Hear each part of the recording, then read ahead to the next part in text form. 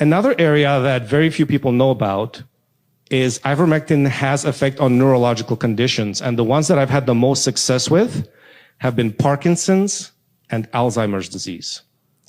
And again, it's a very simple thing. I discovered it by accident. There was a mouse model of sort of Parkinsonism. And for Alzheimer's, you can't even find the research because it's been scrubbed from Google.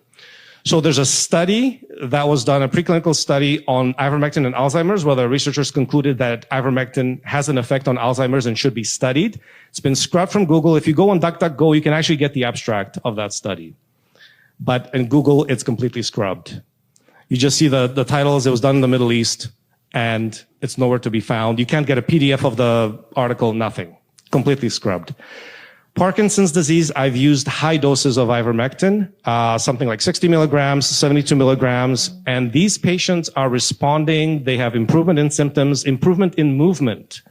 I have a patient who was barely mobile on maximum doses of standard treatment, who after a few weeks of high dose ivermectin started playing golf.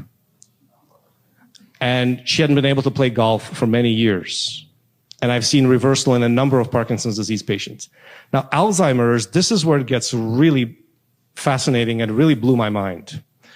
As patients sort of started asking me, could I use it for my 90-year-old father or mother and so on. And I said, look, start with a low dose. Let's see what happens, right? Because the older you are, you might have some side effects with ivermectin. There's, if you give too high of a dose to an older person, you might get a little bit of confusion, a little bit of instability on the feet. And so start with 12 milligrams. And these, the family members are trying. And some of these patients are recognizing family members after just a couple of doses. They're recognizing family members they haven't recognized in years. Their memories are coming back. So they start reminiscing. They remember things. Their cognitive ability starts to come back. Literally just 12 milligrams, 24 milligrams of ivermectin for a few days, 4 or 5 days. Just try it. And I tell people, just try, report back to me. And I had one patient who was actually taken off hospice because they were doing so well. It's just incredible. And people tell me, they get this precious time back with their loved ones.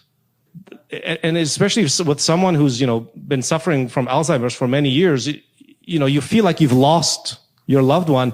And